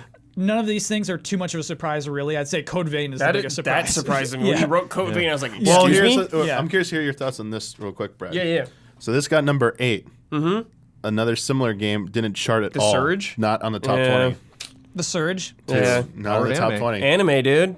Yeah. If the Surge 2 looked I anime. would say I would say Code Vein had much more marketing though, than Okay. Surge and all that stuff. Yeah, I feel like they don't market Surge games really. Much It's smaller weird. developer. Yeah. Like this was Bandai Namco. Yeah. And Yeah. Bandai Namco, they spend the money, for sure. Yeah. To be fair, they totally do. I thought Surge had a big publisher too. Let me look. Okay. Sequel versus new IP as well. I wonder if Yeah. people One want to thing confuse Search about 1 and 2. NPD real quick. Yeah. Oh, hit me. What's Focus Home Interactive, not that big. Dragon Quest 11S didn't chart at all either. If they included digital, it probably would have been above Borderlands. Oh, okay. Do you know what day it came out? It charted pretty low on just the Switch sales. It was like September 15th, wasn't it? Oh, was it September mid-September? 27th. 27th. Okay, so so near near the the end of the month. Yeah, but they didn't even chart in like the Nintendo ones where you start getting like Mario Maker 2 charted higher than it. Wow. But I mean, Everyone already bought it. Just the existence of 11S indicates that the Dragon Quest franchise is doing pretty good, you know? I'd say it's another reinforcement that the series can't make it in the West for some reason. Like people just have this weird bias and prejudice against it. It cannot break out in the West. It just can't do it for some reason. It's just weird. Like we tried everything. Like DS or Dragon Quest 9, huge push from Nintendo, sold well but not enough. You know. Did you say we?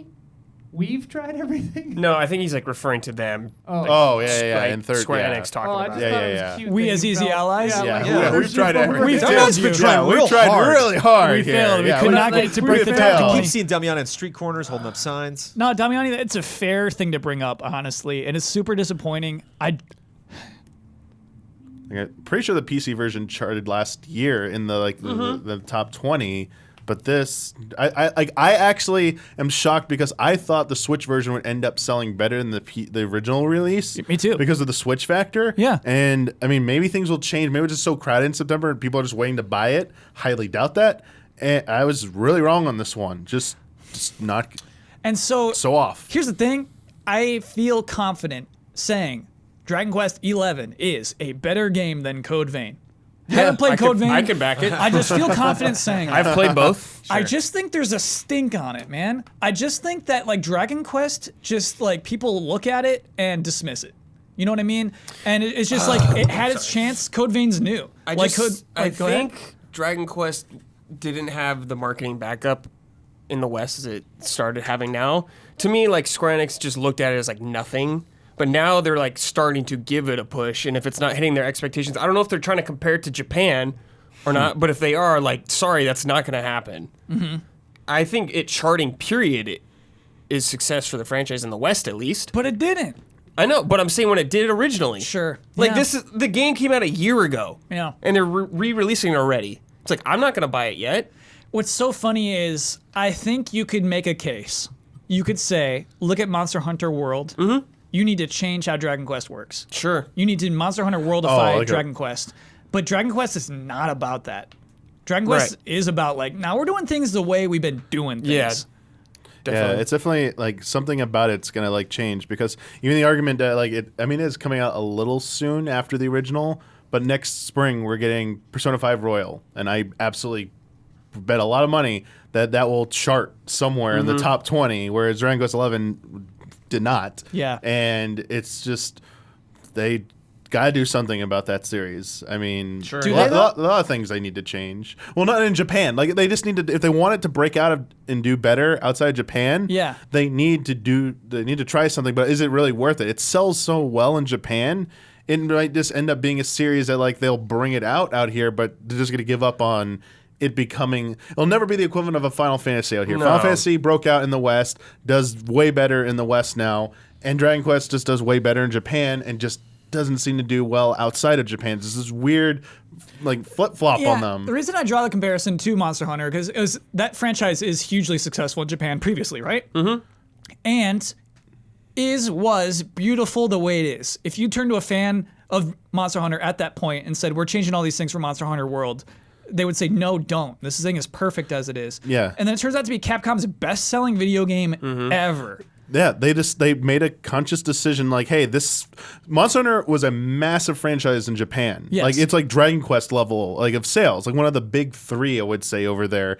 And they decided to go we're going to like take a risk with this because we think having dominance on a global scale is way more valuable to us than just continuously dominating in Japan. It was a huge risk for Monster Hunter World, and it has since definitely paid off. That's what I was getting at with like Square Enix. Like Dragon Quest is revered in Japan. It is probably a little bit more revered than Monster Hunter, but if they want it to be something bigger than that, they're going to have to go take a lot of risk with the series. But I feel like there's a lot of elements that play with that franchise that hold it to a lot of traditional things. Yeah.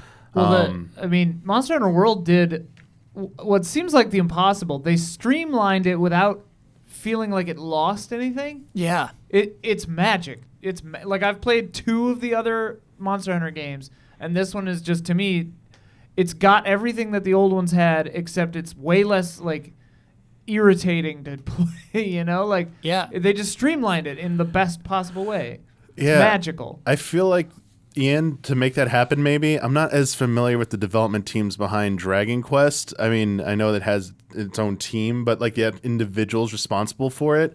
I would wager it might be that series needs to have new people, outsiders, come in who can like give them a different perspective, because like with Monster Hunter, honestly, it was very clear that they took a look at the series and took a look at what other popular games were doing and said, we need to evolve like this. Like, here's a way that we could do things better, appeal to more people while still doing this. And like, that's taking a long, hard look in the mirror at your franchise and being like, nothing's off limits here and what we're going to change. But sometimes it's hard to see that. Like, it seems so obvious, but at the same time, when you've been making something the same way for so long, you need new people. And I think, to me, I feel like Dragon Quest has been like a very guarded series. Like, it hasn't gone through a lot of like transitions in terms of like internally.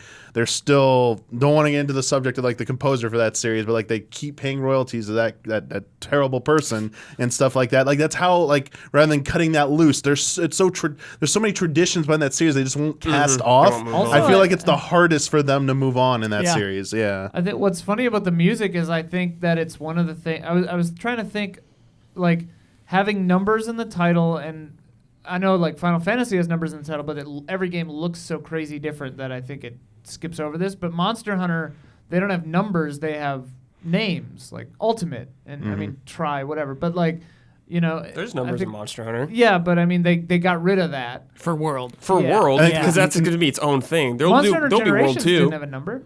I know, but there's a Monster Hunter 4. Right, but what I'm saying is, like, to a new to me, you know, like I look at Dragon Quest 11 and I just see Dragon Quest. Like, it's like, okay, this hasn't changed. It still sounds like Philip Sousa music. Whatever. Don't need to try it. And I think visually there's something holding it back too. Yeah, it's just a classic RPG with a capital C. That's the thing, is like Toriyama's best in the biz, right? But I just feel like if you show this to so many people, they're like, hey, I don't want to play this game where I'm like this dumb blank-faced boy who makes no expressions and has long straight hair. Do you know what I mean? Like, I kind of feel like protagonist too. Yeah. Yeah, exactly. I kind of feel like it's not wild. It's not nuts.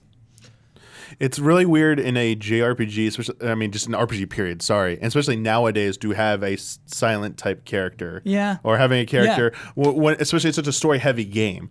I mean, yes, some of the best RPGs have done it. Like, I mean, Chrono, obviously, like, is a good example of one. But I think that went over better then, in the past, than it would today. Whereas, like, even a game where it isn't as story intensive, like Breath of the Wild, Link still being mute pretty much. And there's still some people like, it still seems a little off that you don't like let him speak. Now imagine, and it's such a story heavy game like Dragon Quest. I think it's hard to relate to some of like the characters from a superficial level, like a marketing level. Yes. Then once you get in the game, obviously those characters are fantastic in Dragon Quest 11, but you got to make you have to like that first impression sale, and I think they're failing that test. Yeah.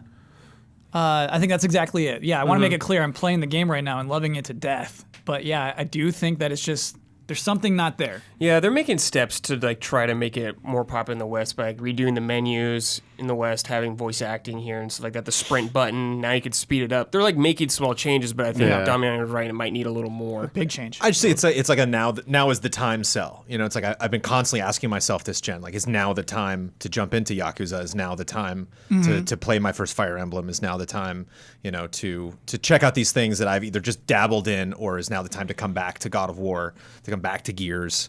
And like 11 just did not. 11, dun, dun, dun, dun, dun, dun. You're like, okay, you know, there's nothing about that where they're like, wait, like, yeah, you who turned away, turn back around and let me explain this to you.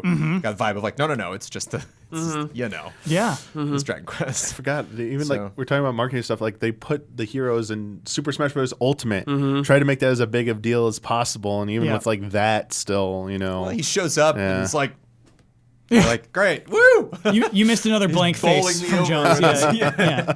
I'm here. Fair enough. Luminary. Let's do this. Yeah, the Luminary. It's time for Love and Respect.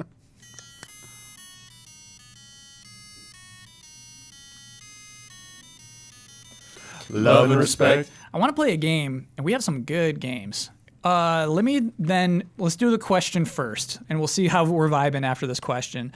Sometimes I get a question, and I'm like, whoa, dude. Whoa, dude. Yeah, and so I got to find that one. Let's see how we're vibing. Yeah, this question's like, okay, well, let's see how we handle this one. Pip. Oh, so many good games too. Heroes, Jones. Yeah. Okay. So /. Always plays. Check it out. from G the Finger. I'd rather my friend never play The Witcher 3 than play it on Switch. Oh, really? After purchasing a Switch Lite, a close friend asked me On a light, no less. if she should purchase The Witcher 3, and I told her no. do it. Not because she wouldn't enjoy the characters, the journey, or the music, but because I couldn't, in my right mind, have her first encounter with the game be on its worst version. The graphical downgrade, the poor screen, the shoddy control sticks, it's akin to enjoying a meal from a Michelin star restaurant the next day warmed up in a microwave. Sure, it's the same product, but is it really? Am I being snobbish? Is there ever a point where you would not recommend a game based on the quality of a port or the platform it's played on? Or is experiencing the game in any form more important than the quality of the version? So it sounds like she wouldn't play The Witcher at all except for this version. So play it, because it sounds like that's the only way you're going to play it. Like, I wouldn't even, if you had the option, I would tell you not to play this on anything else except a PC also. But if someone doesn't have a choice, like, yeah, go ahead and play it. Eat that microwave meal. Yeah. It's like Doom on consoles with me, too. It's like, I wouldn't recommend if you could play on PC, but still play it. Sure. This question is so funny to me because I played The Witcher 3 on launch day on a console, and it was broken as hell. So it's like really funny to say this is the worst first impression, because it's like the actual first impression was trash. Like, Fair. cutscenes didn't play. Like, nothing worked. It is technically not the worst version, yeah. Right. If you actually look at history, Yeah, like sure. day one was the worst version of this game. Yeah, you just got to get people into the game however you can. I mean, it's like it becomes their gateway. They like it, then they go on and like they feel comfortable. They go on to try the other ones, or they'll spend more money on like getting a piece, trying to play it on PC. And this is like exactly the same thing with like Fire Emblem Heroes on mobile. Like, if people are intimidated by Fire Emblem, I'll be like, well, it's free to play. Just try it. And if you like anything about that game, it's not the best Fire Emblem. No, now we have an issue. Yeah. But it's not Because they might not think the that's best. what Fire Emblem's like and never play it Don't again. start. Oh, but this is Thank you. This was inadvertent. this is the one game. Yeah, this is the one game you should Inadvertent not have here, brought up. but funny thing, tangent, but related Yeah. to Witcher. Apparently, there's some people who on modded Switches can get the game to run at a smooth lock 60 frames.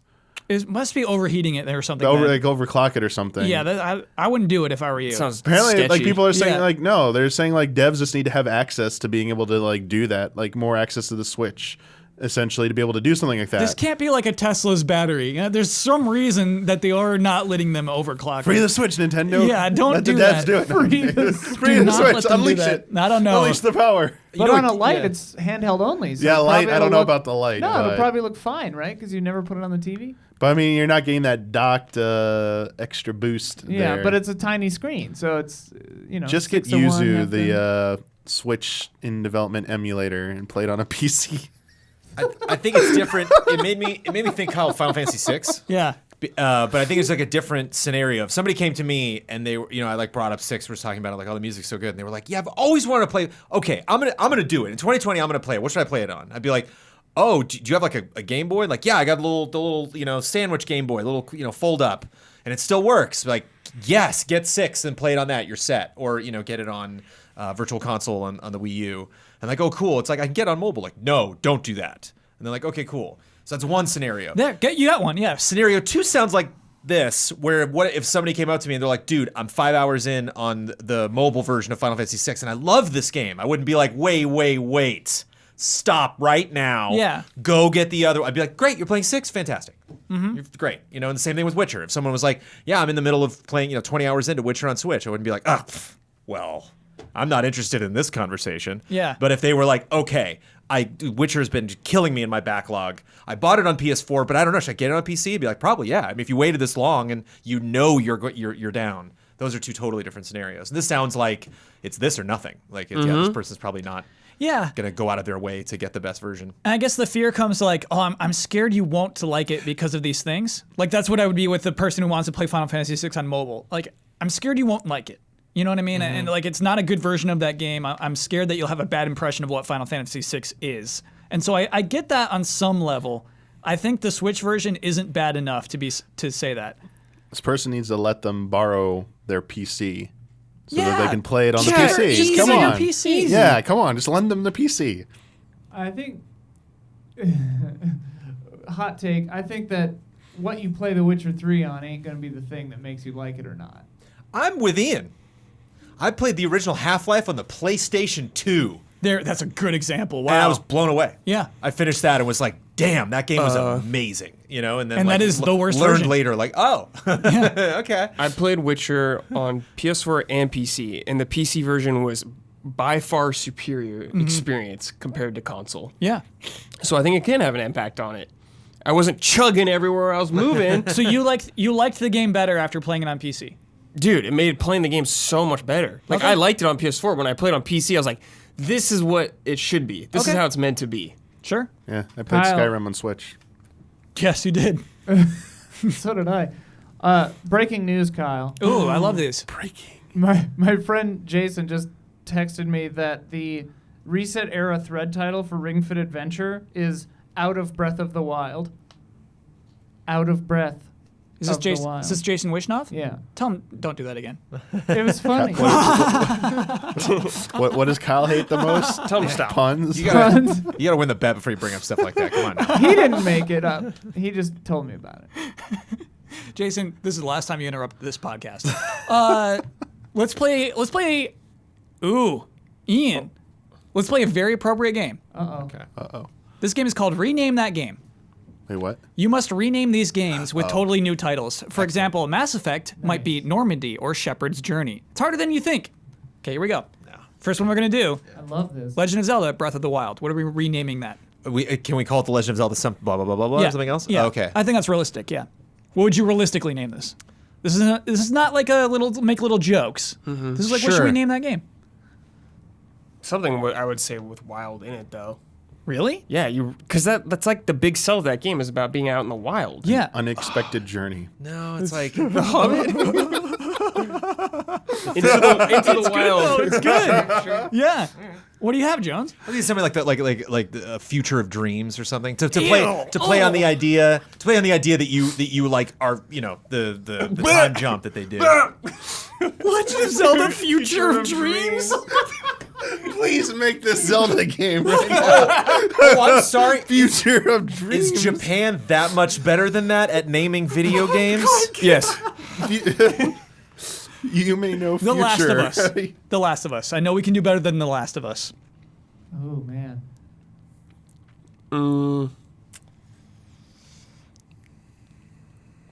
I guess we can't. No, we can't. I'm We can't. really Just takes a thinking about second, it. man. Come on. Okay, Yeah, like okay. on demand, come up with clever stuff.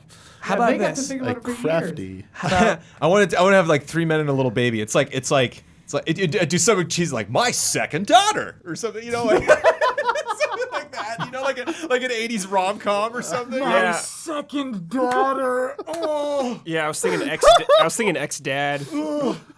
Stepdad. Ex-dad, yeah. Ghost dad. Ghost dad, dude. Everything's messed up. Halo. Green Man. Spartan. Spartan's kind of nice. Yeah, or Master, War of the just Worlds. Master Green Chief. Spartan. What'd you have? War of the Worlds. War of the Worlds? No. I mean, okay. No. Yeah, all okay. right, I can see it. Master Chief is the name of that game. I mean, I'm not saying that's good. Warthog. Future of Dreams. Tell you, man. Green Man. Should have called it Warthog. I think we can make Green Man work. Yeah. You playing Green Man? Green Man? You playing Green Man Green too? Man is sick. Yeah. Okay. Pokemon, and we're talking Red and Blue. We're talking the originals. What do we rename the Pokemon franchise? Catching monsters. Animal Okay. Crossing. Yeah, catch 'em Or on. yeah, just catch them. Catch 'em. Catchamon's pretty cool. Catch 'em on. Catch them on. Oh, yeah. Jones, if it was Catchamon, this franchise would be bigger than it is today. I'm actually sure of that. Wow. That's a home run, baby. Home run. Catchamon. Catch them on. Future of Dreams. Man, show me something.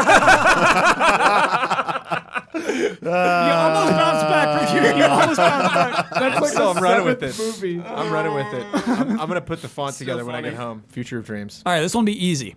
Resident Evil. We can do better. Biohazard. Spooky No. house. Spooky House. It's all right. Spooky house. Spooky House? Last bullet.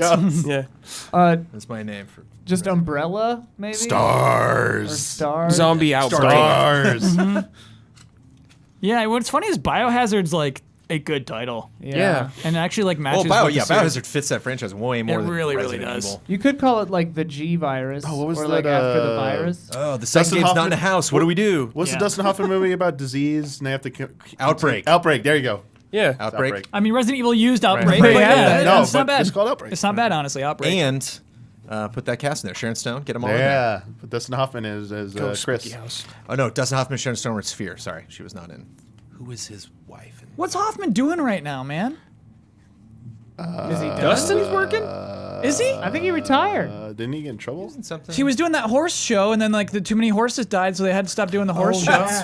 Didn't he I thought he got in trouble about something. I think he did something bad. I Oh, can't we're remember. talking Me I Too think stuff? he like. Well, Ian, can you get on top of that? There's a whole sexual misconduct allegations. okay. Oh, I Dustin. think he might have just disappeared. Oh, Dustin. Yeah. Yeah, 7 women accused him in 2017 of sexual misconduct Yeah, or I assault. think he's just like staying out of the limelight. Dustin. Oh. What do you think? That's good. It's good to know now. What do you think about bringing that up? I woke up today thinking Dustin Hoffman's a good guy, so it's like it's all right. I love The He Graduate. was hooked. Yeah. Okay, last one, Bloodborne. Oh, Ooh. Oh, Call the Cthulhu. Blood's got to be in there somewhere. It's got to be blood like something. something Nah, I hunt. guess you can't. Something with hunting. Yeah, something about the Night hunt or something. Yeah, Wild Hunter, Hunt. Blood hunt. The Witcher. Do you remember what it was called Project Beast? Oh, my God, yeah. Project Beast. Sanguine Nightmare. Hey. Future of Dreams. Future of Dreams. Future Dreams. Sanguine, Hashtag Future Dreams. Sanguine Nightmare Future Dreams is actually a great title. I actually, yeah. It's honestly, Let's it's very play.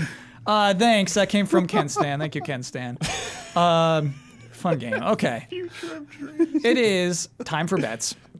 Because he takes a nap. I He know, wakes up in the I future. know. So he's in the future. Yeah. And he introduces himself to people. Well, and hey, they're like, hey, I'm yeah, sorry. I remember I get you. it, My Jones. dad told I me get it, about Jones. someone like you. I was really hoping Sees Kyle was gonna pick Majora's Mask because then he would have been like Groundhog Day. I'm like, there you go, Jones. Oh, Call of Duty Modern Warfare will be released on Tuesday, October 25th. We're recording on that very day. At the time of recording, how many live viewers will Modern Warfare have on Twitch? Jones, 100K. Michael Damiani, 220,000. Bradley Ellis, 300. Okay. 220,000. Future of Dreams. Future of Dreams. Future of Dreams. You featured my dream. Ian, Man, I went solo. 16K. maybe it'll happen. Who knows? Who knows? Maybe it like didn't it. launch I like yet. it. I like it. Maybe it got maybe delayed. Online issues, yeah. Let me lock that in. Last week's bet, Little Town Hero, released on October 16th. What would the download size be? Oof. Jones, you bet 800 megabytes. Oh, I did. Ben bet 4 gigs. Damiani, you bet 4.3 gigs. I bet 3.7. Ian bet 1.8. Ooh, this The is close. listing on the Nintendo Store is 1.9 gigabytes. Oh, Ian, Is that right? that's another win. 100 megabytes off. Wow. That's another win for Ian. That brings our scores to Scrappy Little Pigs 22. Oh, wow. Gorgeous Gorillas 21. Before we move on, let me tell everyone at home about patreon.com/easyallies. That would be a website you could check out if you're interested in supporting the Easy Allies. There's a lot going on there. You get to see everything the Easy Allies are about, the shows that we make, the things that we do for our patrons. For instance, patrons of $5 or more per month get this very podcast 2 days early. They have access to it on Fridays as opposed to Sundays when it goes public. Ian Hink, you won again. You get the right responsibility to share your Twitter handle with the world. You get to promote any Easy Allies video you would like to promote. You get to have the final word on anything you've disagreed with, want to reiterate, or just popped into your head. And you get to sign off with your trademark sign off. I gotta Ooh. push that button to talk. Ian Hink is my Twitter with a C. Video to plug, I guess, would be the upcoming. You have to wait a little bit if you're a patron. But the Saturday night episode of Easy Update is the Halloween episode. It's spooky. We shot it. It's spooky. Check that out. Funny spooky or spooky spooky? You'll have to wait and see. Okay. Did we achieve both? Who knows? I love when it's both. We'll see. I'll just say I love when it's both. There are a couple of shots in there that are legit freaky. Cool. If you notice the right thing. And it's in 4K. Whoa. 4K. And then final word. I don't know. I didn't really disagree with anything. You certainly did. What? We talked about Riot for like 45 Yeah, minutes. we all just made fun of that's what I was Kyle. gonna say is that's what I was gonna say is I think it's funny that this entire episode is basically just us talking about stuff we don't know anything about, like Riot and sports, All the time.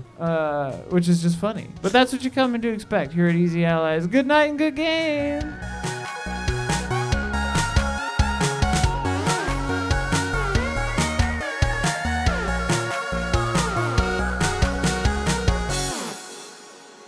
What I'm not a humongous fan of is Final Fantasy VII. What I am a huge fan of is marketing campaigns. No. I mean, okay.